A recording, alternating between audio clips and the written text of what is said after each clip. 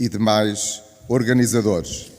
E também um abraço, obviamente, ao Alexandre Alves Costa, meu querido amigo. Formei-me na primeira metade dos anos 80 na Faculdade de Arquitetura de Lisboa. Durante os 5 anos de curso, não recordo uma só vez em que o nome de Fernando Távora tivesse sido mencionado por qualquer dos meus professores, com exceção de Manuel Tainha. Foi ele que instigou-me a vir ao Porto para ver as suas obras. E eu vim, tinha 19 anos. E vim mais do que uma vez. Visitei o mercado da Vila da Feira, a Escola do Cedro, o Convento de Gondomar, Ramalde, o Pavilhão de Ténis, os Jardins da Quinta da Conceição. Outras se seguiram em percurso quase autodidata, a par da leitura de alguns dos seus escritos, a par da descoberta do seu percurso, da importância da sua vida. Fiz assim a minha viagem ao encontro de Fernando Távora. Demorou o seu tempo, o tempo necessário para largar preconceitos lisboetas, ganhar empatia, firmar admiração e reconhecimento. Veio depois o mais fundamental. Retive-o na erudição e cultura, na sabedoria e luminosidade, no gosto pelos livros e pela viagem. E, sobretudo, ao longo do meu próprio percurso, na certeza de que uma escola de arquitetura deve ser indissociável da prática disciplinar, na certeza de que a história da arquitetura deve ser entendida como instrumento operativo para o projeto. E na certeza também de que a vida deve ter gosto e inquietação, deve ser bem vivida entre o homem inteiro, o homem livre, e o encontro com o outro. Para concluir, permitam-me, faço minhas as palavras do Alexandre Alves Costa. Foi como o granito ou o calcário, onde a infância foi o terreiro em que aprendeu os sentidos secretos e fulgurantes da vida. Foi a arquitetura portuguesa que ousa olhar Portugal nos olhos, sem consentir que os amargos fantasmas ancestrais lhe ditem os silêncios, as mágoas e os medos. Pelo contrário, fez deles os seus mais próximos cúmplices. Heterodoxo como o timbre ou uma marca de fogo. Heterodoxo como a exaltante incerteza das marés e a indomável rebeldia dos ventos. Português sempre.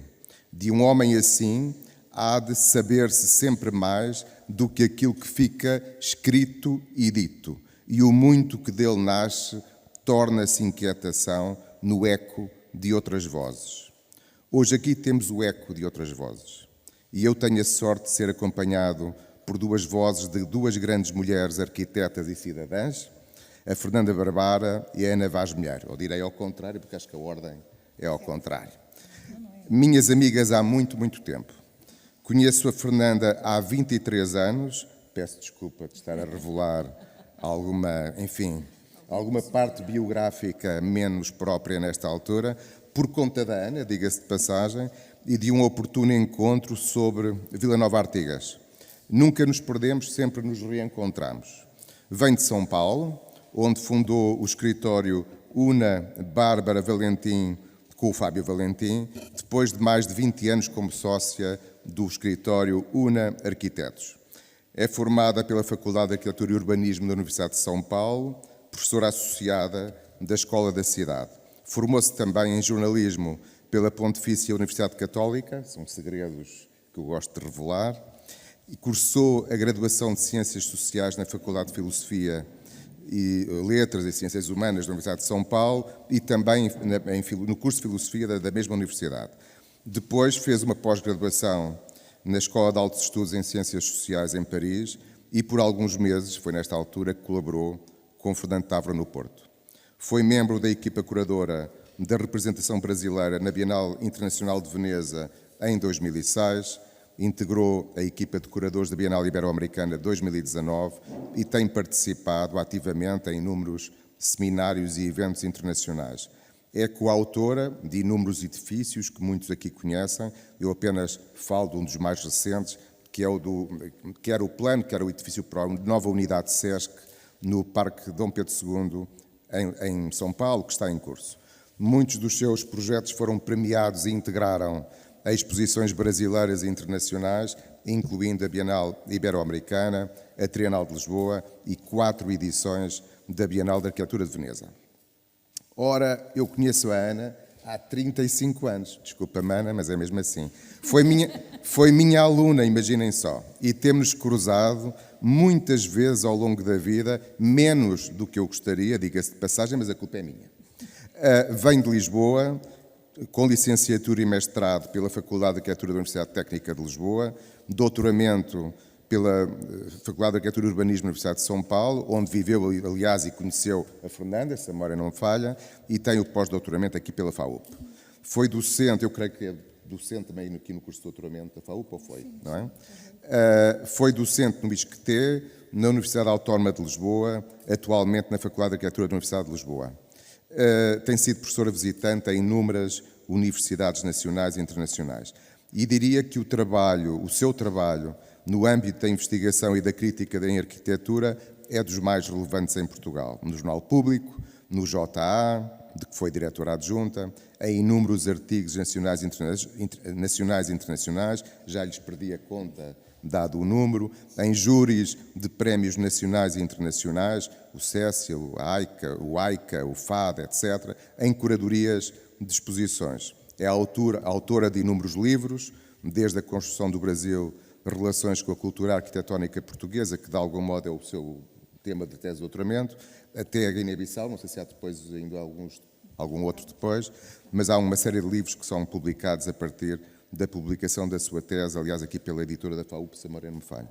E continua persistente e exemplar em projetos de investigação, desde os gabinetes coloniais de urbanização, cultura e prática arquitetónica, até aos mais recentes, quer continuando este filão de análise crítica histórica e avaliação pós-colonial, que aliás é o nome de um projeto de investigação seu, quer sobre habitação coletiva, que também tem sido marcado, um dos filões que tem marcado a sua investigação. Escuso-me de enunciar todos os projetos de investigação, que são imensos, mas que no fundo estão muito basilados entre estes dois caminhos.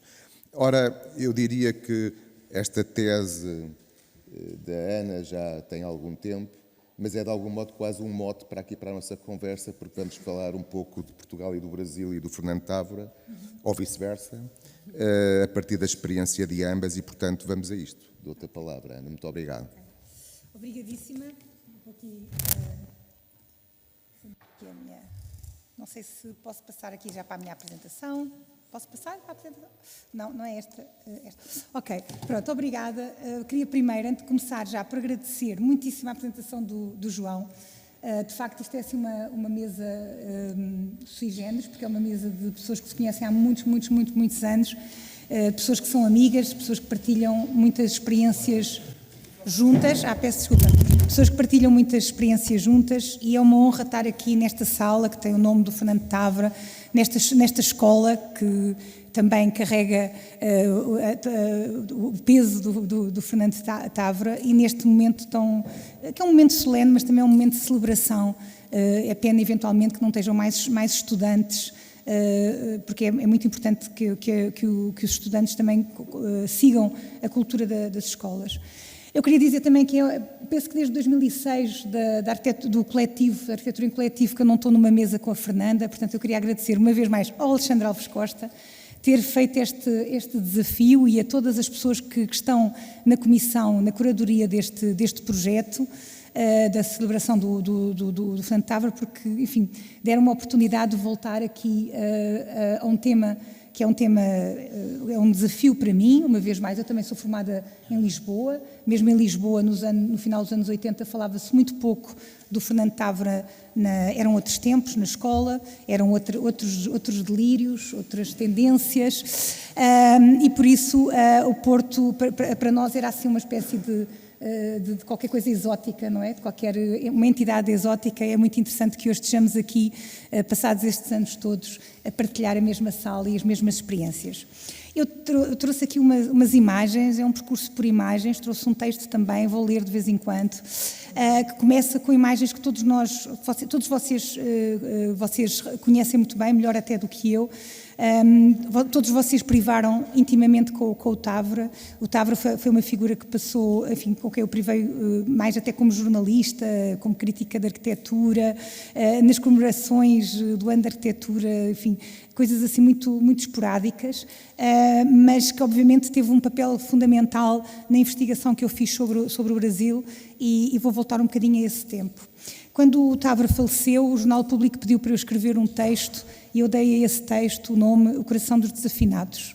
Era uma espécie era uma tentativa de fazer uma relação com o Brasil e com o Lúcio Costa. Na altura, o Eduardo Souto Moura teve a amabilidade de comentar o texto e ele disse que tínhamos falado um bocadinho. O Eduardo era, à época, muito desconfiado da arquitetura do Lúcio Costa.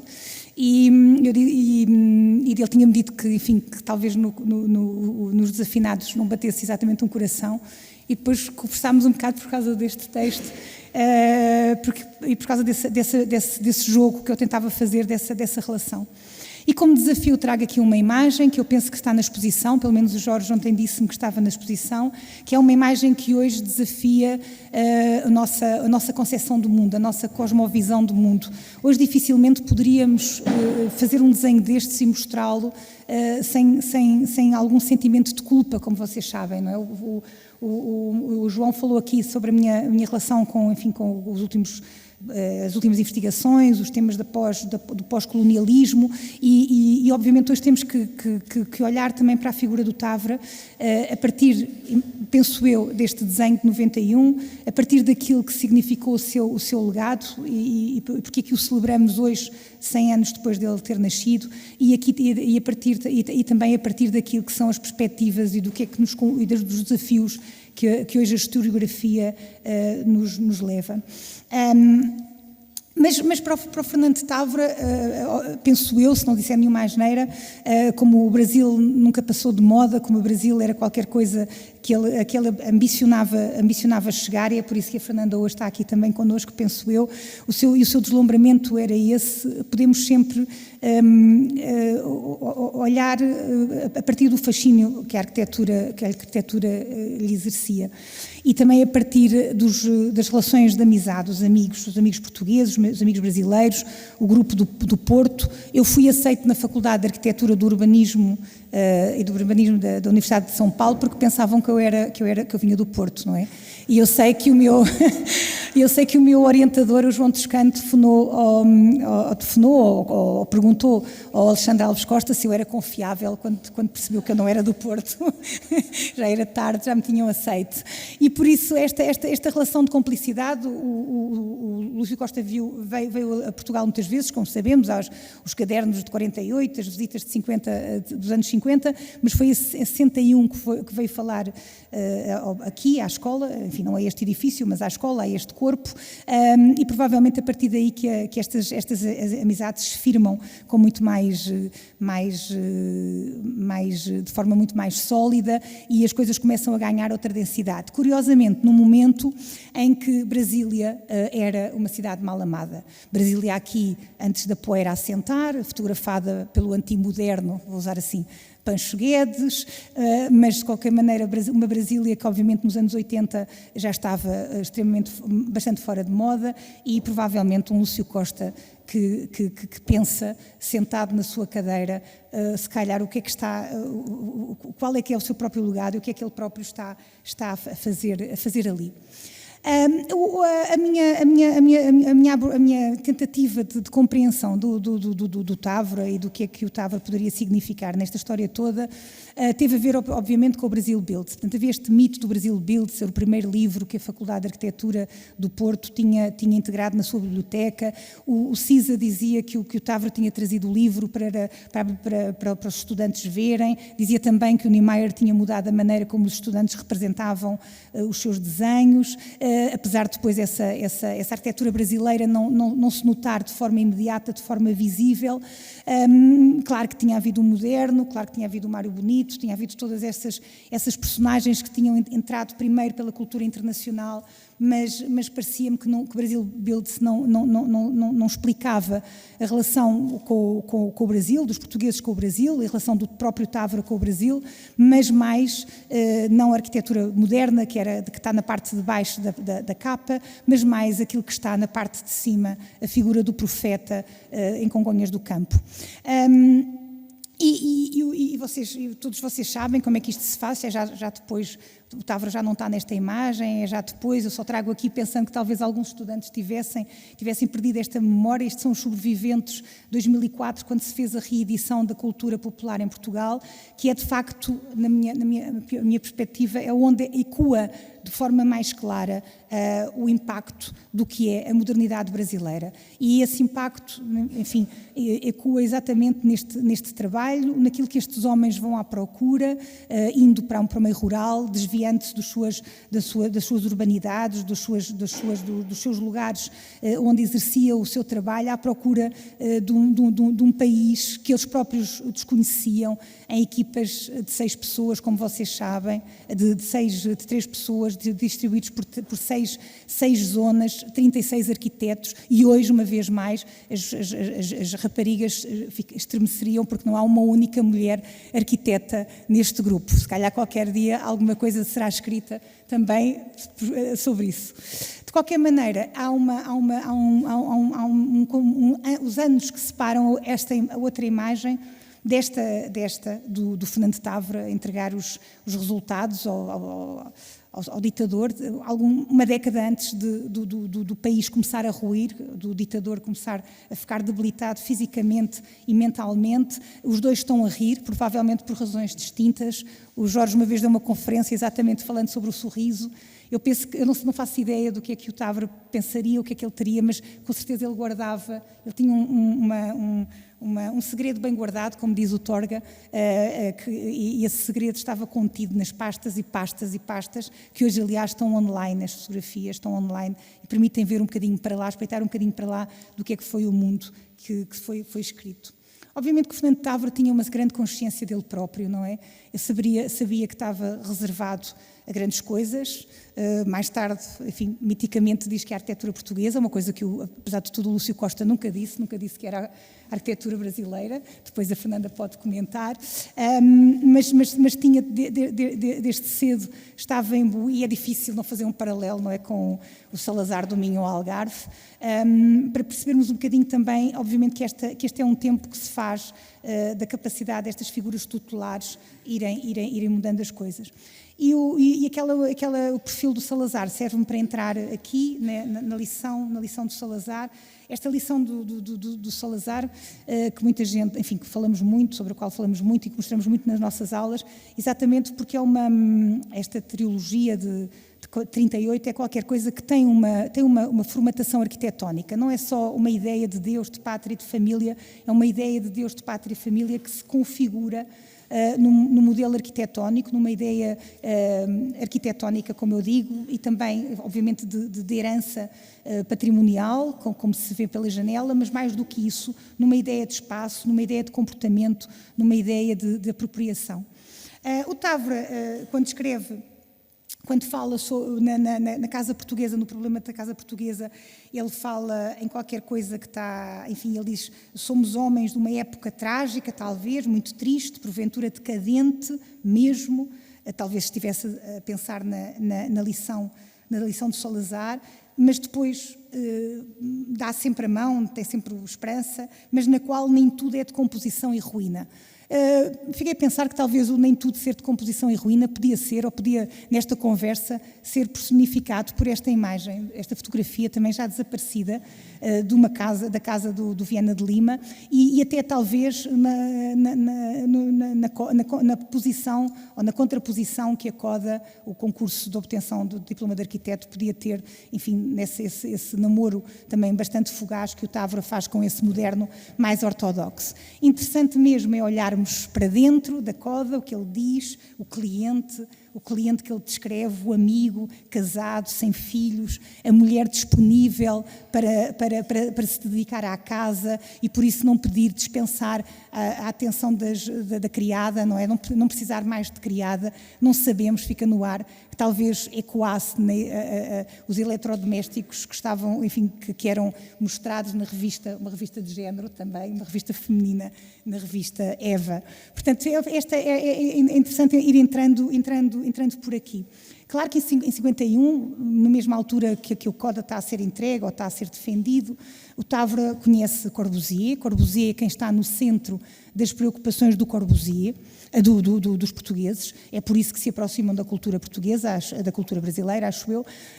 E este Corbusier é um Corbusier que já não é o Corbusier ortodoxo, é um Corbusier que já vai lançar algum caos, alguma desorientação. O Távora vai dizer isso no testemunho de 71, na entrevista que dá à revista Arquitetura em 71, dizer, enfim, que depois ficaram um pouco perdidos e que talvez tivessem que se achar. De qualquer maneira, a arquitetura moderna era corrente já, como podemos ver aqui, e ela estava já disponível.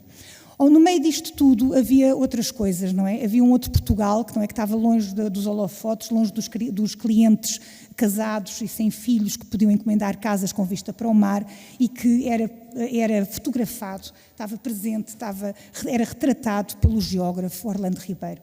Eu penso que o Orlando Ribeiro obviamente estava a mostrar um Portugal que era um Portugal muito distinto daquele Portugal que mostrava os cartazes, quer os otimistas, quer os que imortalizavam uma determinada imagem, um determinado folclore e, portanto, este contraponto entre as casas de Santana e os cartazes da Madeira. Talvez o Orlando Ribeiro, a dada altura, ou o regime, não sabemos, tivesse cedido quando designa a aldeia mais portuguesa de Portugal, Monsanto, mas a verdade é que eu penso, e toda a gente pensa, penso que o Alexandre se calhar é responsável por isso, que o Orlando Ribeiro é quem está na cabeça dos arquitetos do inquérito e é quem obriga os arquitetos do inquérito a olharem para Portugal de uma forma muito, muito clara. O Orlando propõe 3 regiões, os arquitetos propõem 6, na verdade são 2 para os arquitetos, que dividem não em 3 livros. Houve uma tentativa nos anos 80 de fazer 3 livros, mas depois o que fica são os tais 2 livros, dividindo entre o granito e a taipa, ou a terra. É isso que o Orlando nos diz, é o Atlântico duro e o Mediterrâneo generoso. E mesmo, obviamente aqui cai Trás-os-Montes esta visão, e realmente depois Trás-os-Montes é difícil de enquadrar. Para o Orlando, Trás-os-Montes era qualquer coisa também de fora, mas cai para os arquitetos portugueses é mais simples, talvez este desdobramento, desculpa, passei mal. E obviamente as paisagens que estão no inquérito, pelo menos nas imagens escolhidas e selecionadas, são as paisagens que fazem jus ao Orlando, também aquilo que é o que cobre essa paisagem, os elementos vegetais, e também aquilo que é o que constrói a paisagem rural e a paisagem pescatória, que são as atividades agrárias, aquilo que o Orlando vai dizer que é a cultura e a civilização, não é? Aquilo que depois inscreve e constrói o nosso país.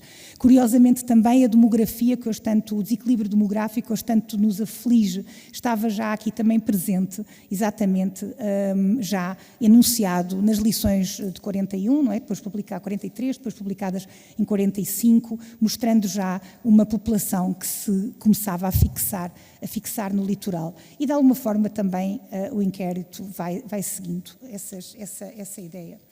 De qualquer maneira, continuando aqui pelo Orlando, e depois já apanharei um bocadinho mais à frente os brasileiros, e o Távora, obviamente que os arquitetos, eles próprios vão à procura, fala-se muito da questão da arquitetura portuguesa, arquitetura popular, hoje chamamos vernácula por causa dos ingleses, não é? Senão não conseguimos traduzir, mas a arquitetura estava erudita, não estava erudita. É evidente que o Orlando tinha explicado, tinha ensinado aos arquitetos que havia 2 civilizações estruturantes, a civilização romana e o Islão, e depois a Europa. E, portanto, é isso que nós vamos encontrar no inquérito e, no meio disso, ou sobressaindo sobre isso, a resposta vernácula ou a resposta popular, como queiram. Mas o que é que, enfim, o que é que está a acontecer ao mesmo tempo que o inquérito? O que é que está a inquietar ao mesmo tempo que o inquérito? E obviamente, nós sabemos que o Távora não está sozinho, não é? Tavra está com outras pessoas e está até com pessoas que, à distância, quer dizer, com pessoas com quem ele não está diariamente, com quem ele não convive, mas que lhe dão a mão de alguma maneira, ou que o compreendem, ou que são seus pares. E por isso é que eu trago aqui a Igreja das Águas, o Teutónio, que estava tão deslumbrado com as pedras, com as construções das beiras, da beira interior, e que estava à procura de soluções. E que obviamente se a arquitetura vernácula está lá, na carta que ele escreve ao Oscar Niemeyer, na altura ainda Oscar Soares, Niemeyer ainda estava no meio, Oscar Niemeyer Soares, na carta que ele escreve, ele fala sobre o Brasil. Fala de forma desassombrada, sobre uma arquitetura acolhedora, moderna, acolhedora, sobre os brasileiros estarem a prosseguir uma arquitetura autêntica, ligada ao povo, enraizada nas suas tradições e sem fazerem cedências estilísticas. E, portanto, obviamente, estava o Brasil. Ele fala por causa da Pampulha.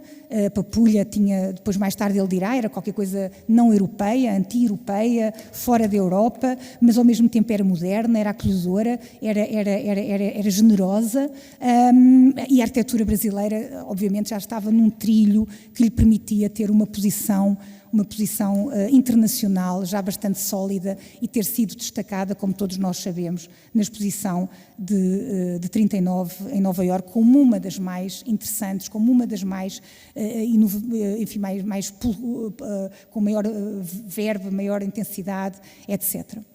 E o Brasil Builds é feito na sequência, ou a exposição é encomendada na sequência dessa atenção que a arquitetura brasileira tem, juntamente com o Alvarado, com a arquitetura nórdica em 39. Ela traz já o debate sobre a autenticidade, que interessava tanto aos arquitetos portugueses, e ela traz, não o debate só, ela traz também a possibilidade, para lá da arquitetura moderna, a possibilidade de encontrarmos, e a partir de um discurso visual, tanto o inquérito como o Brasil Builds, são mais do que as palavras, são as imagens. Os arquitetos têm cultura visual, nós comunicamos através de imagens, nós olhamos para os objetos e registramos como imagens, não como discursos escritos. O discurso escrito é muitas vezes um suporte, e portanto esse paralelo, esse imaginário pode ou não ter ecoado na cabeça dos arquitetos portugueses. Portanto, a presença do Brasil Builds no seu imaginário pode ter ou não mostrado que havia coisas para lá da arquitetura moderna e para lá, e que poderiam ser aproveitadas. Os arquitetos portugueses depois vão dizer que são aproveitadas em termos de seriedade, de funcionalidade, de beleza, de autenticidade, etc., mas que claramente estavam já aqui esboçadas. O Brasil Builds também autoriza a manutenção da arquitetura erudita, uma arquitetura erudita desenhada, construída através das mãos dos seus arquitetos, enfim, híbridos, como o Aleijadinho, uma mistura de português com uma escrava negra, uma coisa que também hoje em dia obviamente está a ser revisto. E quando abrimos o volume 1 na zona 1, logo nas primeiras páginas, lá está o profeta, os profetas da escadaria do Bom Jesus do Monte, que era aliás a única imagem de uma arquitetura portuguesa que vinha no Brasil Builds. E obviamente o Fernando Tavra, a primeira vez que vai ao Brasil, vai desenhar exatamente essa escadaria. Portanto, as relações são óbvias. Depois os portugueses pegam naturalmente neste discurso. O Rebelo defende a arquitetura moderna a partir desse discurso, enfim, vou aqui, e a presença, o antigo e o novo, enfim, hoje um bocadinho maltratado, lá estava. Mas não é só o antigo e o novo, é também os paralelismos que podíamos fazer, por exemplo, entre as arquiteturas dos anos 20, no Recife, e as arquiteturas industriais em Tomar, e que estavam todas elas representadas no Brasil Builds. Os portugueses discutem a tradição, obviamente. O Cale diz que é necessário avançar, E o inquérito avança, de facto, na minha opinião, a partir de uma matéria que é uma matéria que está já na história, que circula já na história, em todas as imagens que nós conhecemos. Os arquitetos fazem os seus mapeamentos, obviamente o Minho é um Minho alargado, é um Minho poético, a Zona 1, as tipologias todos nós conhecemos, eu vou passar à frente, é só para mostrar, com exceção do Alentejo, todos eles seguem esta hipótese de encontrar uma tipologia que sirva de suporte depois e até na representação àquilo que a arquitetura portuguesa pode ser no futuro, e o povo, naturalmente, o povo a construir, o povo a usar, está lá presente, e as mulheres também. Agora temos que dizer sempre, fazer estes discursos de género, embora esta fotografia não tenha sido publicada, é uma fotografia do arquivo, mas as mulheres também nesse processo. Há algumas mulheres no arquivo, no inquérito, mas são relativamente poucas. De qualquer maneira, essa aprendizagem e essa arquitetura está sempre, está já em movimento, não é? O Viana de Lima, uma vez mais, o moderno dos anos 40, que se transforma numa terceira via, num revisionista, num organicista, ou que queiramos, uma figura central do Porto, uma figura central, penso que também para o Fernando Távora, embora com reservas, que obviamente vai também abrir esse caminho. E depois eu não vou obviamente falar sobre as obras do Távora, é mais um percurso visual para percebermos um bocadinho como é que eu acho que estas coisas podem ser enunciadas, e porque é que eu acho que é tão importante não perdermos o Brasil nesta equação, obviamente, e também traçarmos as leituras que quisermos em relação àquilo que são as obras da maturidade. O Eduardo Souto Moura andou sempre a dizer, não é? E depois, enfim, repetindo aquilo que ouviu, que na verdade os anos 50 são os anos do acerto, e o Távora está no centro desse acerto, é a figura tutelar do acerto entre a cultura arquitetónica portuguesa, local, regional, e a arquitetura internacional, e aquilo que se debatia lá fora, enfim, todos os circuitos que os portugueses vão conquistando, mas também podemos, e por isso isso autoriza-nos de alguma maneira a podermos fazer estas leituras mais livres. Os materiais, as técnicas, a plasticidade, os espaços neoplásticos que o pavilhão, por exemplo,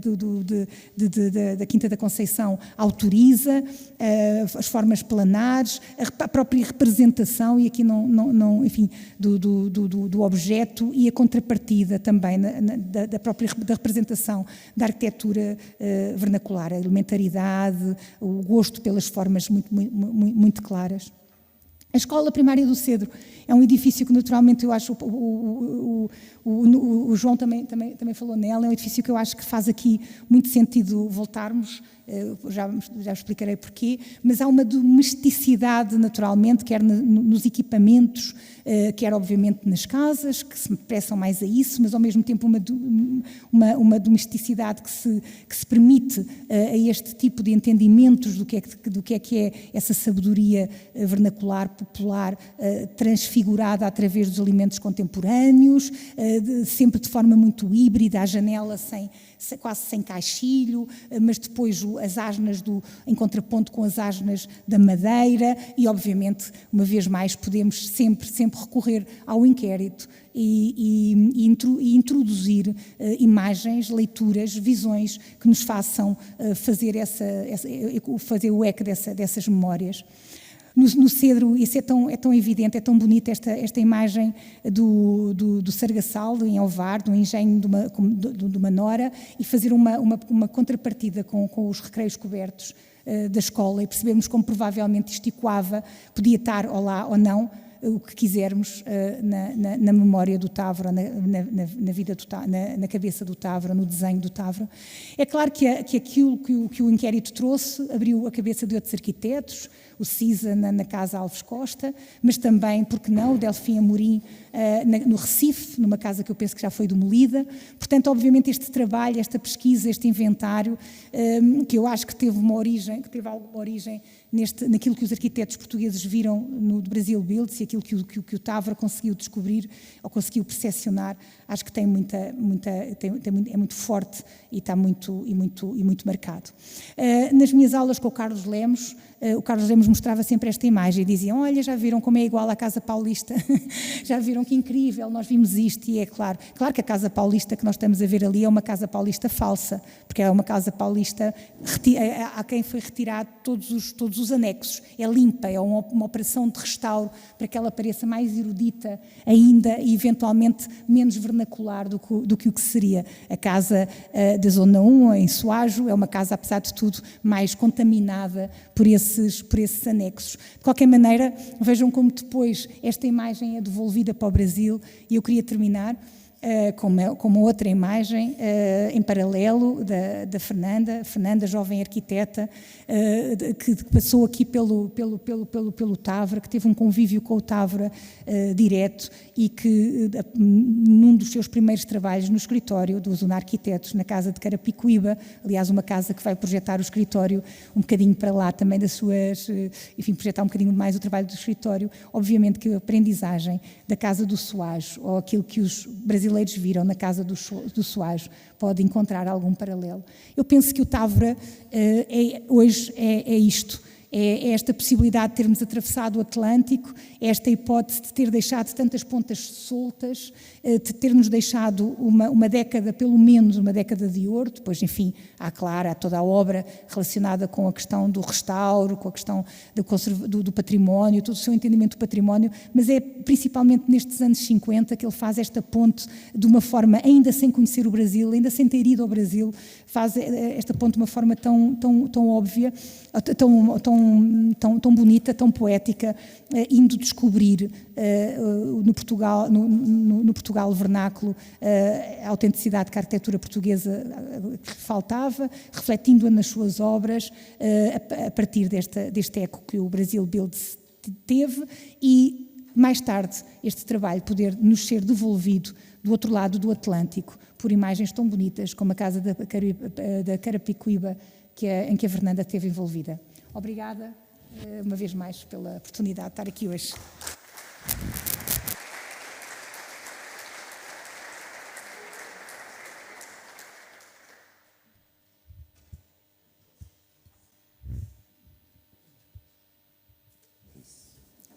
Bom dia a todos. Queria iniciar com agradecimento da maior sinceridade. É para mim uma imensa emoção estar aqui no dia de hoje, numa mesa como essa, com amigos queridos, como foi dito. Agradecer imensamente a apresentação feita pelo João e essa belíssima fala da Ana, que é de enorme comoção. Eu queria agradecer o convite à Faculdade de Arquitetura da Universidade do Porto, agradecer à Fundação Marques da Silva, um agradecimento especial ao querido amigo Alexandre Alves Costa, Tereza Calix, também ao Luiz Urbano pela dedicação aí ao longo desse todo apoio. E, evidentemente, a todos os envolvidos no desenvolvimento desse encontro, dessa exposição. Eu estive com o Távora como colaboradora num período curto, 1995, nesse momento mais atento da nossa formação, quando somos jovens, recém-formada. Eu tive essa sorte de estar nesse escritório. É uma experiência que ocorreu quando eu estive em Portugal pela primeira vez. Isso também é algo bastante marcante. E depois dessa minha passagem por Paris, estudando e trabalhando, mas principalmente estudando, eu posso dizer que eu fui recebida com muita gentileza e mesmo carinho, muito carinho, por todos os colaboradores, com quem eu tive a enorme sorte e alegria de encontrar alguns ontem, que eu não via há décadas. Mas eu posso dizer que esse contato com o Távora desse contato com Távora nasceu uma grande amizade. E, a partir daí, se formou uma rede de amigos e um contato com a arquitetura portuguesa que foi de uma importância fundamental na minha vida afetiva, pessoal e profissional.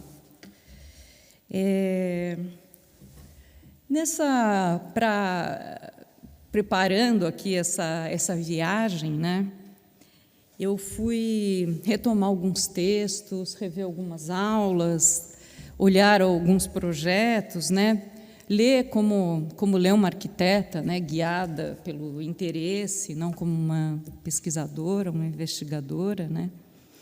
E o que me pareceu, que eu queria compartilhar aqui com vocês, né, o que eu li nesses textos de uma maneira muito forte, é que há uma espécie de unanimidade, né, em relação ao Távora, no lugar que ele ocupa.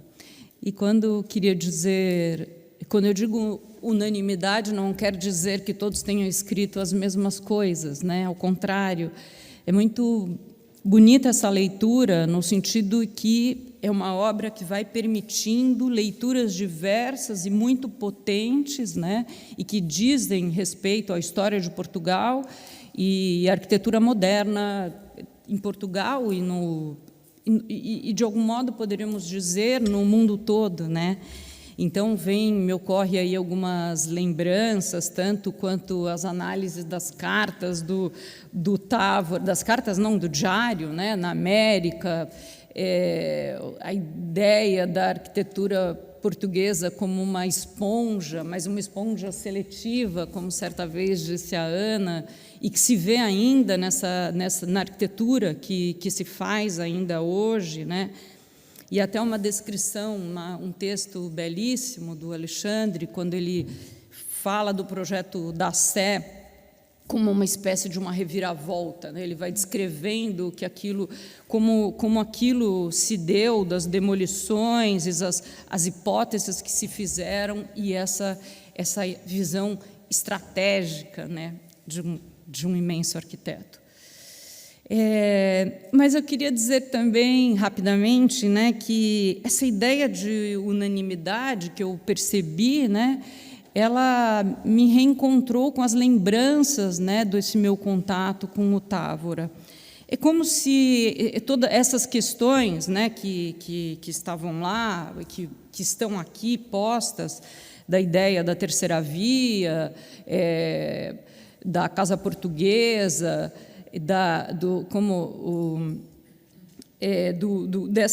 disso que vem depois do Távora, de uma maneira tão precisa, da intervenção no patrimônio, parece que tudo isso eu experimentei com o Távora. Isso me veio como uma questão muito forte, como que se eu tivesse visto tudo ali, né, naquele pouco tempo em que eu estive no momento do estágio. Como se em cada parte, em cada momento do arquiteto, estivesse o arquiteto Távora, ele todo, de forma integral. Isso me fez uma imagem muito forte e importante, né, de entender em cada parte do Távora um todo. E é assim que, enfim, eu fui compreendendo mais, e principalmente essa compreensão ela vem, assim, quanto mais avança a arquitetura portuguesa, a arquitetura contemporânea, a arquitetura moderna portuguesa, vendo aonde chegou a produção dessa arquitetura, mais bonito parece ser essa contribuição do Távora, né? Essa espécie de ponte, de amarrações, uma ponte muito no chão, né?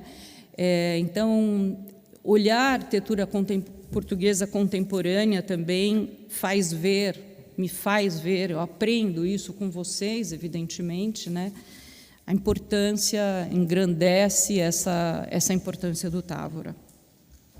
Mas, enfim, falando aí do cotidiano do escritório, né, desse meu depoimento, é só isso aí que eu trago a vocês, né, é o momento em que iniciava o projeto de Viana do Castelo, Estava-se já num momento avançado, né, da Casa dos 24, esse projeto da Sé, o anfiteatro da Faculdade de Direito de Coimbra.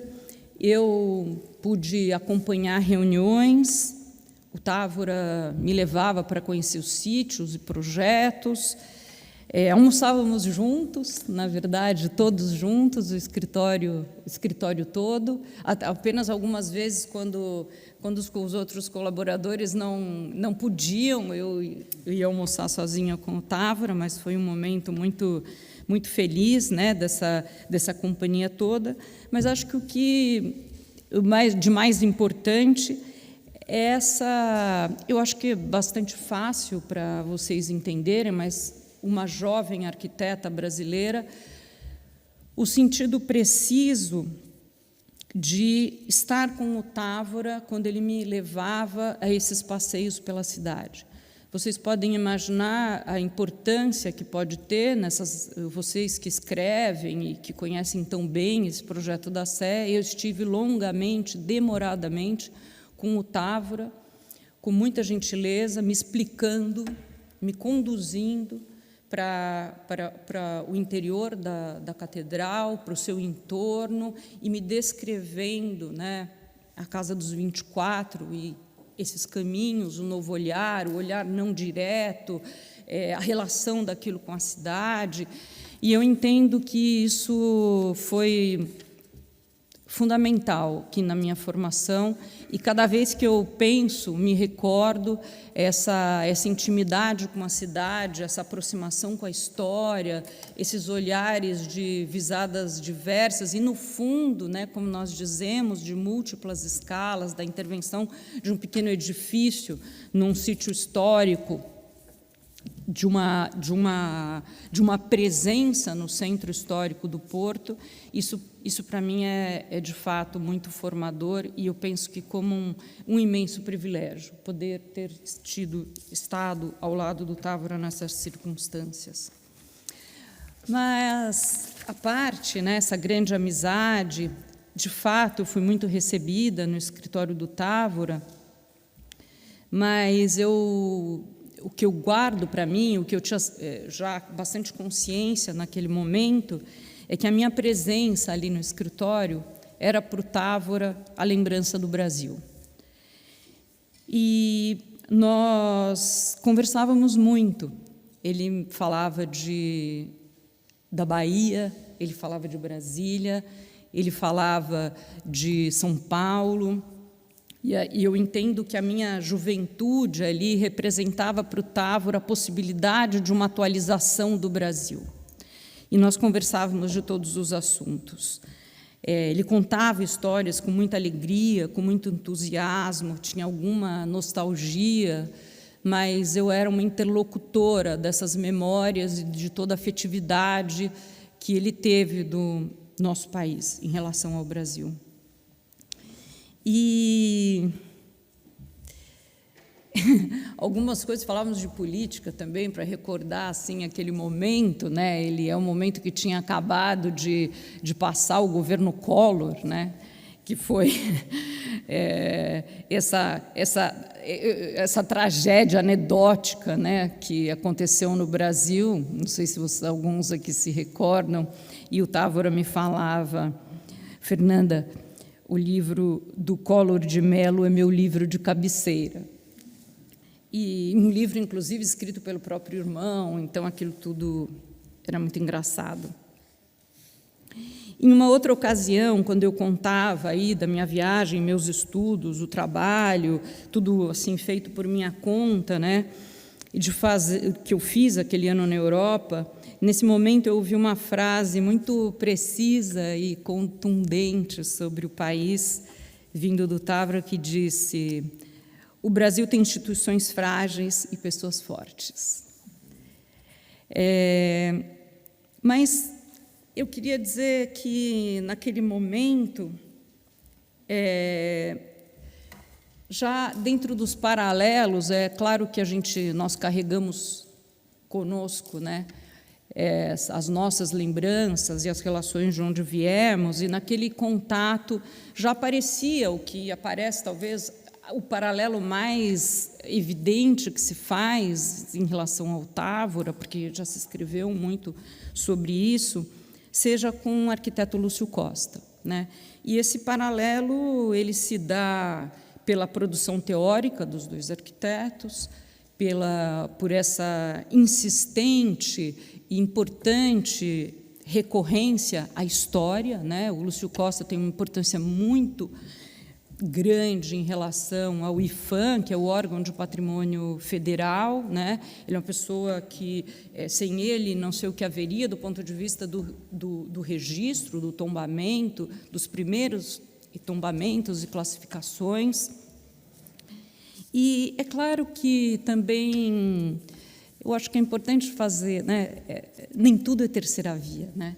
Nem todo composto, como diria o Távora, é terceira via, porque a história da arquitetura moderna em Portugal é muito diferente da arquitetura moderna no Brasil, né?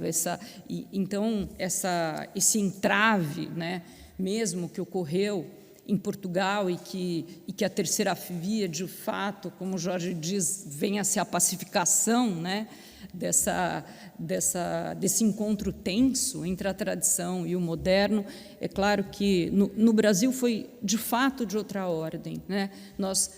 Esse composto existe muitas vezes, mas ele não vem de um embate, ele vem quase de uma generosidade, da possibilidade de vermos um passado que sempre parece que esteve um pouco mais distante, ou mais nos seus lugares, né?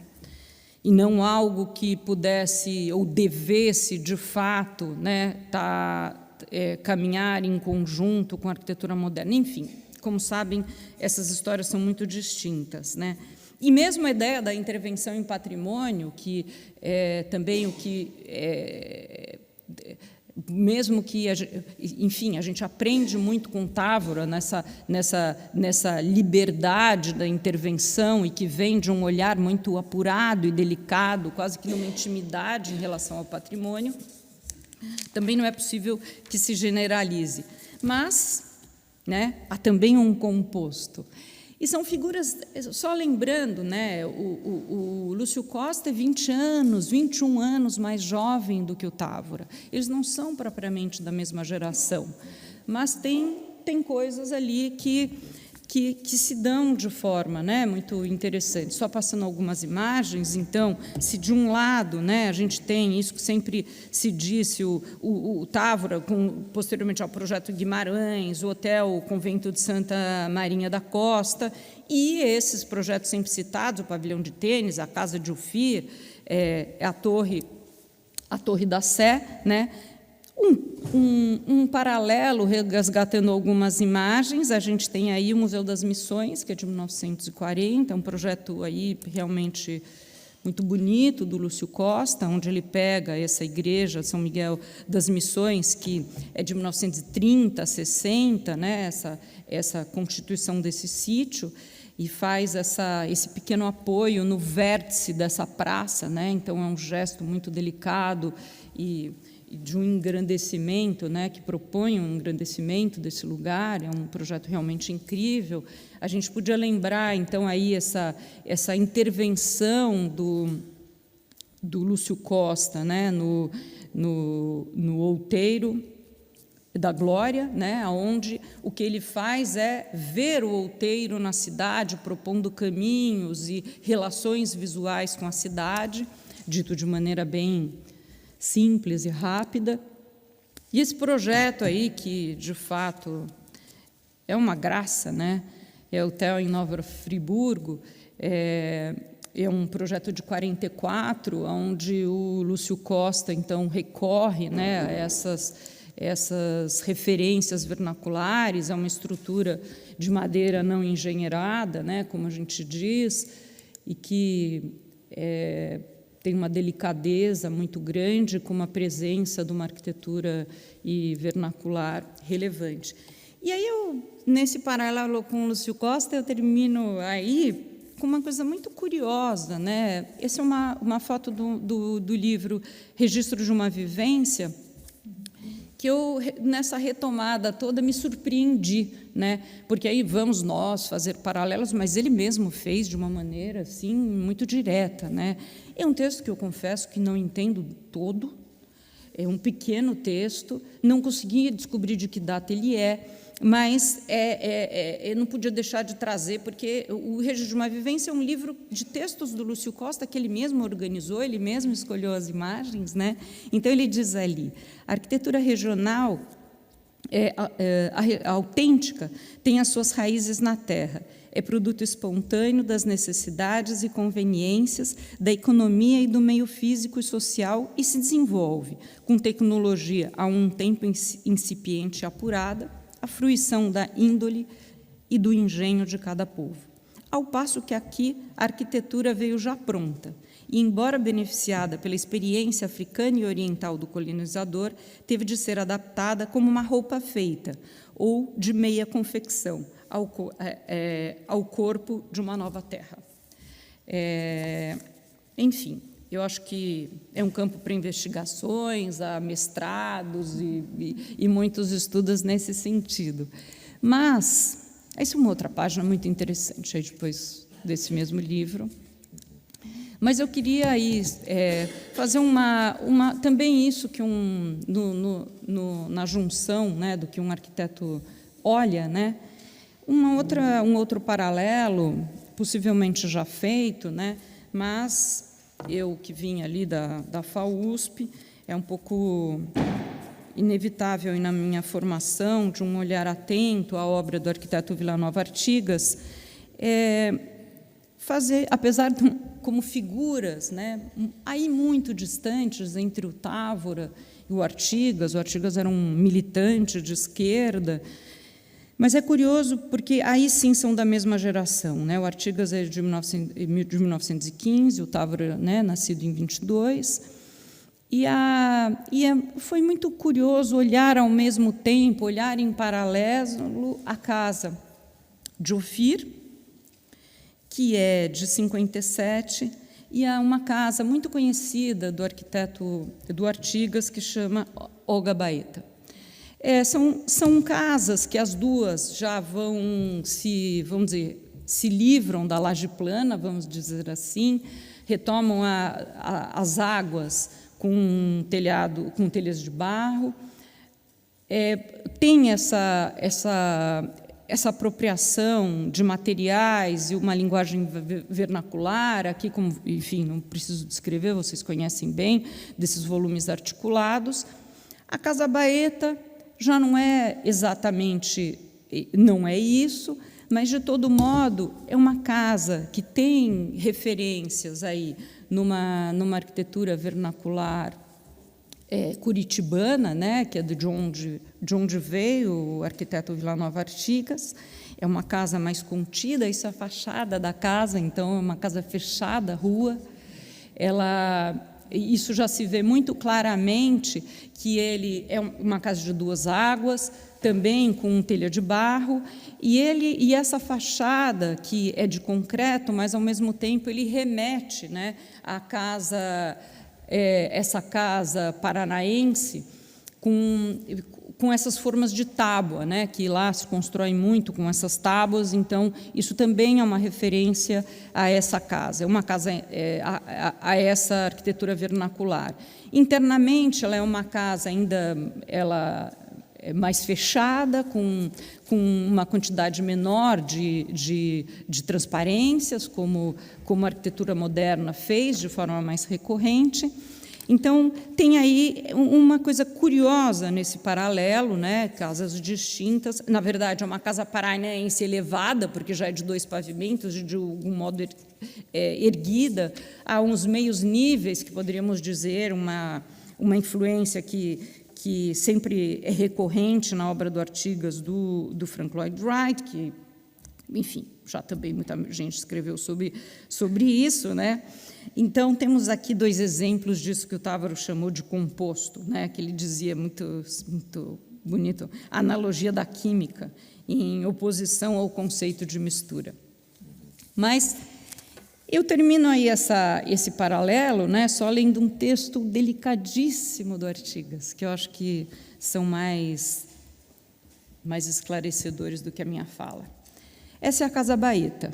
Empresto a ela um valor muito grande pela pesquisa de proporções feitas. A empena, o jeito de organizar o telhado. Foi a primeira vez que se fez uma empena de concreto aqui em São Paulo, e com as formas de tábua de madeira na vertical, que repetisse, em sua retirada, a casa em que vivi quando era criança e jovem em minha terra, no Paraná. Em todo caso, quis fazer nessa obra uma casa paranaense com proporções específicas. Deliberadamente, quis fazer uma casa paranaense como quem vai buscar, no amor juvenil, que essa casa tinha me dado, a expressão que eu tinha de colocar nesta obra. Então, é uma casa que marca de forma definitiva, por sua vez, a ideia da arquitetura paulista, né? Então, vista pelos críticos, o próprio Artigas entende isso, né, na sua obra. Então, é por isso que eu trouxe aqui umas últimas imagens. Eu queria voltar só aí para concluir, né, dentro dessas lembranças, do repertório das lembranças, né, um momento em que estávamos lá nós no escritório, no ateliê, e disse ao Távora, com a maior franqueza: arquiteto, sabe, quando eu era menina, lá para os meus 7, 8 anos, eu tinha uma música predileta, que eu ouvia com meus pais ali no segredo interno da minha casa. Ele falou: que música é essa? Eu falei: minha música preferida na minha infância era Grândola Vila Morena. O arquiteto Távora se emocionou, os olhos se encheram d'água e disse ao colaborador Barroso, que está aqui: Barroso, por favor, você poderia descer e comprar um disco com a Grândola Vila Morena, de José Alfonso, a nós darmos de presente a Fernanda. E vocês podem imaginar, e eu tenho, de fato, imensas memórias desse fato. Vocês, talvez, os mais jovens não imaginem o que foi a Revolução dos Cravos para nós. Em 1974, foi quando assumiu o general Ernesto Geisel. Ele assumiu a presidência após os anos mais duros da ditadura militar no Brasil, sob o governo Médici, onde foram chamados, inclusive, os anos de chumbo, onde as pessoas foram, o período onde se concentrou o maior número de torturas, onde os arquitetos e todas as pessoas foram exiladas, onde as nossas casas eram muito fechadas. E eu não sei se vocês sabem, mas nessa altura, para nós, né, com essa esperança que representou, isso não é pouco no momento da ditadura, o que representava Portugal para nós naquele momento. Eu era criança, mas eu me lembro com perfeição, porque se vivia um medo dentro da minha casa. E é lindo lembrar também que o fado, nesse momento, era uma música revolucionária. Nós ouvíamos Amália dentro de casa e chorávamos com esperança que Portugal representava para nós naquele momento. Eu não ia contar isso, mas vou. Em relação à Grândola Vila Morena, veja, eu ouvia sentada no colo do meu pai e, certa vez, tinha uma visita em casa, eu devia ter uns 8 anos, e aí eu falava: vamos ouvir aquela música? E meu pai: que música? Aquela música. E eu peguei o disco, aquele disco branco que tem um cravo vermelho. Meu pai teve que me tirar à força da sala, me carregou no colo, me trancou no quarto e disse: quando chegar uma visita, não peça nenhuma música, nós não podemos ouvir. E aí foi e só nesse momento em que eu estive aqui que eu tive essa lembrança. Isso foi também da maior importância para mim. Eu termino, então, dizendo que queria lembrar dessas muitas amizades, a primeira amizade. além dos colaboradores. Quando eu estive aqui, então, o arquiteto Távora, a certo momento, me convidou para irmos jantar à casa de chá, para conhecer 2 amigos. Esses amigos que eu conheci àquela altura foi o Alexandre Alves Costa e o Sérgio Fernandes, com quem eu compartilhei muitos momentos, que estiveram comigo em todas as outras visitas que eu fiz ao Porto e ao Távora. Foram algumas ocasiões de enorme emoção, e a partir dessa imensa amizade, outras amizades se deram, e eu vou estabelecendo essa relação muito grande com vocês, como eu já disse no começo, de interesse imenso pela arquitetura portuguesa, e com esses grandes amigos. Eu aqui nessa sala fico até sem palavras, porque tenho aqui ao redor de mim grandes pessoas. A minha despedida que é uma graça. Eu fui almoçar com o Távora, já estava voltando com muitas saudades do Brasil, pedi uma salada de frutas de sobremesa e dei uma garfada assim, no impulso disse: é manga. O Távora olhou para mim e disse: certamente veio do Brasil, mas não pode chorar. Eu já estava em lágrimas. Pessoal, é assim que eu termino esse encontro. Isso é a única foto que eu tenho com o arquiteto Távora. Talvez os colaboradores tenham outra. Isso é uma foto que eu tirei do slide.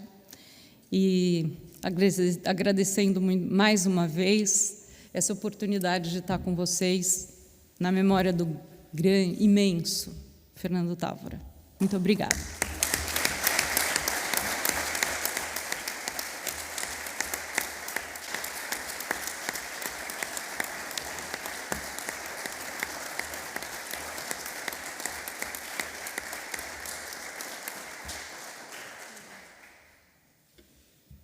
Vocês não fazem ideia da ansiedade que provoca uma coisa em vermelho, pescar aqui à minha frente, a alertar que o tempo está adiantado. E está, não é?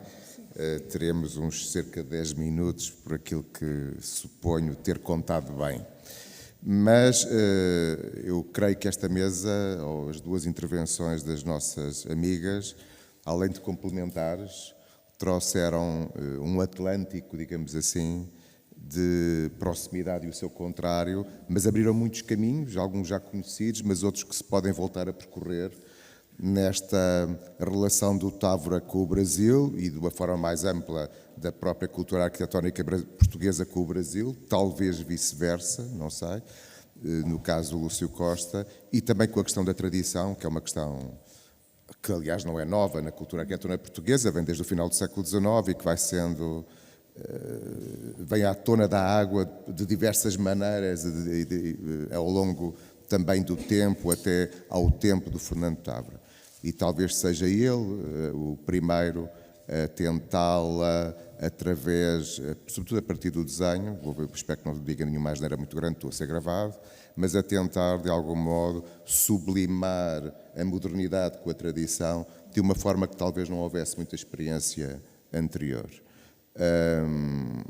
Mas é uma história também bonita para ser contada. Mas eu tinha um desafio, eu não tenho aqui o papel de fazer intervenções sobre estas questões, mais de levantá-las, mas eu queria, sobretudo, fazer aqui um pequeno desafio às nossas amigas, que é a Ana fazer uma pergunta à Fernanda e a Fernanda fazer uma pergunta à Ana, neste contexto de ambas as intervenções, porque eu acho que ouviram-se mutuamente e possivelmente podem complementar-se a partir da pergunta que fazem uma à outra. O que é que acha? Tudo bem. Então vá, podes começar já. Eu vim mais preparada para contar histórias. Podes contar histórias se quiser. Não sei, Fernanda, queres avançar ou queres que eu faça eu? Ana. Então começo eu. Bom, eu acho que a Fernanda fez aqui fez um depoimento incrível, que era, aliás, o que eu tinha imaginado que a Fernanda ia fazer, contando o seu relato numa perspectiva de quem está por dentro, de quem conviveu com o Távora no seu ambiente de trabalho, mas também há uma coisa muito bonita que a Fernanda disse no depoimento dela, que é esta ideia de que de um determinado momento, para o Távora, a Fernanda representou o Brasil de alguma maneira, ou foi a possibilidade de ter o Brasil próximo. E o Brasil, na verdade, que é qualquer coisa que está sempre, ecoa sempre nas memórias dos arquitetos portugueses, na cabeça dos arquitetos portugueses, mas é assim, sempre uma relação difícil, não é uma relação fácil, a relação que nós temos com o Brasil, não é? Como é evidente, porque nós queremos muito estarmos próximos, mas depois ficamos sempre desconfortáveis com essa proximidade. É sempre o outro, quer dizer, nós falamos a mesma língua, mas depois é uma língua que não é a mesma língua, de facto as coisas significam coisas diferentes, tem outro sotaque, é assim uma... Tu, quando estavas com o Távora e sendo a relação do Távora tão diferenciada ao longo do tempo, não é? Esta aproximação que eu acho que ele tem com o Brasil Build, mas depois só vai lá nos anos 70, quando ele vai nos anos 70 já está, a cabeça dele já tem outras coisas, portanto já fez todo um processo, já mudou a arquitetura portuguesa, o paradigma da arquitetura portuguesa, ele e outros, obviamente, mas já contribuiu para isso. E nos anos 90 o Távora está, todo o trabalho dele em torno da questão do património, não é? Das leituras do património, é o momento, não é? É o momento de facto das grandes obras, enfim, que vinham desde os anos 70, mas das grandes obras, em que o Távora é uma entidade sobre o património, não é? Se há alguém que sabe é o Távora, não é? Quer dizer, que se recorre ao Távora constantemente. O que é que havia ainda no escritório lembranças dessa relação com o Brasil, desenhos, objetos, fotografias, memórias para além das vossas conversas que te fizesse ecoasse ainda a presença que o Brasil teve na vida profissional e afetiva, imagino eu também. Na minha vida profissional. Sim, não, estou a dizer, quando tu te contactaste com o Távora, era ainda visível materialmente presenças desse Brasil, ou eram só memórias desgarradas que tu ias conversando com ele? Isso é difícil dizer, porque talvez sim, no sentido... aqui, né?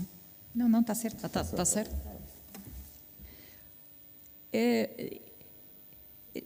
Talvez sim, Ana, porque o Távora, ao falar da arquitetura moderna, tanto da produção dele como da arquitetura moderna brasileira, era como se houvesse ali um desejo de uma participação, de algum modo, de uma história única. Não sei se consegue me entender, sabe? Como uma... É claro que eu acredito que os portugueses tiveram muito interesse pela arquitetura moderna brasileira, mas havia também uma gentileza, né, comigo, de sempre falar sobre isso, mas o que eu posso dizer é que tinha um desejo de contar para mim uma história de modo de fazer com que pertencêssemos à mesma história da arquitetura moderna, por caminhos diversos, né? Então isso eu sentia do Távora, e num diálogo permanente, né? Quase que uma interlocução, eu servia como uma escuta, né? De um diálogo dele com a arquitetura brasileira. Isso vem de outros arquitetos também. Naquela altura, olha, eu vou aproveitar para dizer uma coisa que eu não disse. O Távora, quando eu fui embora, ele olhava assim para as estantes e pensava: o que mais eu posso te dar para levar para o Brasil? Né? Assim como se também ele desejasse que eu levasse comigo uma memória dele muito forte. Eu falava: arquiteto, já ganhei tudo, já estou levando tudo. E nessa ocasião também, só para dizer, ele também me perguntava: quem você quer conhecer? que você... O Cisa não estava nessa altura, né? E aí eu fui ao escritório do Souto de Moura. Ele ligou para o Souto de Moura, por favor, pode receber a Fernanda aí. Eu cheguei no escritório e só para contar, né? O Souto de Moura, a primeira frase que ele me disse, né, gentilmente, foi: eu sou um grande admirador da arquitetura brasileira.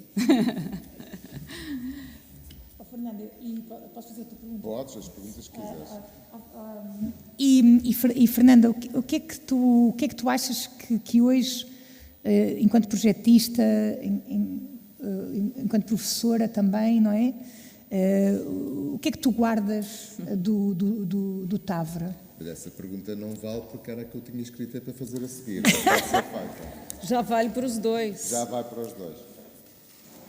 Olha, sabe que uma vez o arquiteto Paulo Mendes da Rocha me disse, como o Paulo era meu amigo, eu gosto de dizer assim porque ele era meu amigo, e nessa relação de amizade, um dia ele me disse: Fernanda, preste atenção, tem coisas que um arquiteto não diz. Estou dizendo isso só porque eu vou dizer coisas que um arquiteto não deve dizer, tá bom?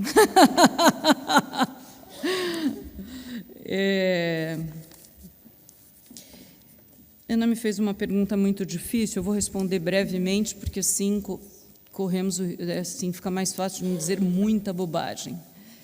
Mas eu penso muito nisso. E eu penso que... por que eu acho que é bobagem? Porque, às vezes, as questões muito precisas de um contexto histórico, de uma dada circunstância, de embates muito precisos, né? Elas, quando se generalizam, elas podem dar para tudo, mas, na verdade, não são nada. Mas essas ideias, essa questão do composto, que o Távora diz, essa pacificação que isso pode significar, eu penso que isso está no centro das questões contemporâneas. Ela talvez seja a ideia da pacificação através de composto, é o que o mundo contemporâneo precisa. E, de forma mais precisa, eu vejo isso nas intervenções possíveis ou desejáveis na minha cidade. São Paulo, a gente costuma dizer que é uma cidade de 20 milhões de habitantes, como região metropolitana, né? Conurbada, né, gente? Não é... somos 20 milhões. Mas, para além dessa escala, eu acho que o que marca de forma mais precisa São Paulo é a velocidade da transformação, é a velocidade do crescimento, mais do que o próprio crescimento em si. Então, uma ideia que acho que vocês têm, mas, enfim, da virada do século XIX para o século XX, São Paulo tinha 200 mil habitantes. Então, esse crescimento vertiginoso, sem nenhuma forma organizada de crescimento, fez com que uma cidade que até hoje se transforma de uma maneira muito violenta, né? E aí nós temos hoje, costumo dizer, uma cidade a transformar e não uma cidade a refazer ou a fazer. Então, a ideia do composto é algo que está em nós, né? Nós precisamos desse composto e dessa ideia de trabalhar de forma pacífica com esses híbridos, com essa junção de tempos e sempre buscando um caminho novo, porque é isso que se deu nesse momento, né, aqui em Portugal, de forma mais... A dificuldade traz resultados bons, né? A gente sabe isso, que os grandes embates são coisas boas. Então, eu acho que é um pouco isso, e eu sinto que talvez, isso é outra bobagem que eu vou dizer, mas quando fizemos ali o projeto da Maria Antônia, lidar com um patrimônio muito frágil, né? Ali é um patrimônio, é um edifício tombado, mas do ponto de vista da arquitetura, de uma história importantíssima, porque foi a sede de uma resistência durante a ditadura, mas do ponto de vista da arquitetura, extremamente frágil, né? Então, essa experiência do Távora, é uma coisa que foi presente para mim né, no pensar em algumas intervenções e é ainda presente no pensar na cidade. Agora é a tua vez. Agora é a minha vez. Posso dizer alguma coisa muito... O que acabamos? Pronto. Eu acho que posso dizer isso também agora, posso dizer. Penso que a Ana é uma das mais importantes críticas e pensadoras da arquitetura brasileira. Isso, acho que sem nenhuma dúvida. É uma contribuição enorme de textos importantíssimos que ela escreveu. Tenho aí... ela sabe disso. E, assim, por isso que nós sentimos falta da Ana de forma permanente. E eu poderia até um pouco repetir essa pergunta que ela me fez a ela, né? Isso é um lado, isso em relação à arquitetura brasileira. Como ela vê, né, esse movimento, né, da arquitetura brasileira em cima dessas dificuldades, né, que nós também passamos, né? Ou, por outro lado, e sabe, Ana, que eu revi uma aula sua lá, que você deu na Escola da Cidade, que eu adorei assim, rever. E que é justamente essa aula em que você fala dessa esponja da arquitetura, né, a arquitetura portuguesa com essa esponja, mas você está falando na ideia de retomar o Távora e falar disso, sobretudo, para dar um corpo gigante à arquitetura contemporânea portuguesa. E isso foi muito, você é muito sintética, precisa nessa sua aula, então você poderia falar um pouco disso também. Dá para hoje. Dá para hoje. Eu não acho que não sou a pessoa... É um grande desafio para mim, porque obviamente eu não sou... A minha aproximação ao Távora não é uma aproximação tão profunda como outras pessoas têm pensado o Távora. Eu acho que o que foi bonito aqui nesta sessão, se me permitem, é a Fernanda falar do Távora e da Grândola Vila Morena, não é? Isso é que é bonito, ligar o Távora à Grândola Vila Morena e imaginar o impacto de colocar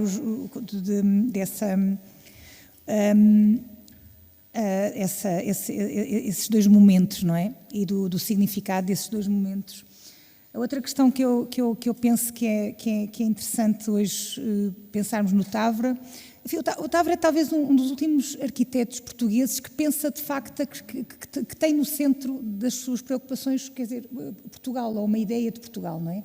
E quando tu dizes que ele quer contar uma ideia que seja junta, não é? Que seja e quando, por exemplo, eu me lembrava do Alexandre ir ao Ceará mostrar a arquitetura teórica, enfim, onde os portugueses tiveram alguma influência, alguma presença no mundo inteiro, e dizer, bom, se isto não é tudo da mesma família, o que é que pode ser? E as pessoas na audiência chorarem por se reverem no discurso que o Alexandre estava a fazer há 20 anos atrás. E hoje, como é que nós hoje podemos eventualmente resgatar isso para os nossos alunos que vivem, ou para os nossos estudantes que vivem num mundo completamente diferente do nosso, não é? Que vivem na internet, que têm conexões com o mundo inteiro, que as imagens circulam mais depressa do que as notícias, ou ao contrário, não sei. Portanto, podermos trazer o Távora hoje outra vez para cima da mesa, apesar de tudo, é um ato de resistência, um ato de alguma coragem. Porque, como eu penso, enfim, tenho pensado muito, às vezes pergunto a muita gente como é que nós podemos olhar outra vez e ver outra vez aquele mapa de 91 em que o Távora desenha Portugal muito grande, não é? Depois a África muito grande também, o Brasil muito grande também, e o resto do mundo, a Índia também e tal, e o resto do mundo quase como um cenário, não é? E esse discurso hoje é exatamente o discurso que nos convidam a não fazer. ou que nos convidam a rejeitar ou até a cancelar. E, portanto, eu acho que é um desafio muito grande voltarmos a olharmos para as obras, olharmos para os textos, naturalmente, olharmos para o percurso, olharmos para as aulas que o Távora deu, não é? E tentarmos perceber como reposicionar isso na nossa preocupação. É verdade que é evidente que, como arquitetos, a nossa questão é sempre um pouco como quando tu falas de São Paulo, não é? É sempre como resolver, como agir, como responder. Esse é o primeiro impulso. E a maneira como o Távora pensava a arquitetura portuguesa, ou aquilo que ele imaginava que era a arquitetura portuguesa, ou aquilo que ele imaginava que era a arquitetura do mundo dos falantes de português, ou o que seja, é um pouco como poderíamos pensar, como podíamos agir juntos. E isso é bonito, mas não é do nosso tempo. Não é o que nos pedem hoje que possamos fazer. Ou não, vamos ver. O que é que se diz a seguir? E pronto, acho que 1h30 precisamente. Como? Continuamos, claramente. Eu vou parar por aqui. Agradecer muito às duas minhas companheiras e a vossa atenção. Muito obrigado.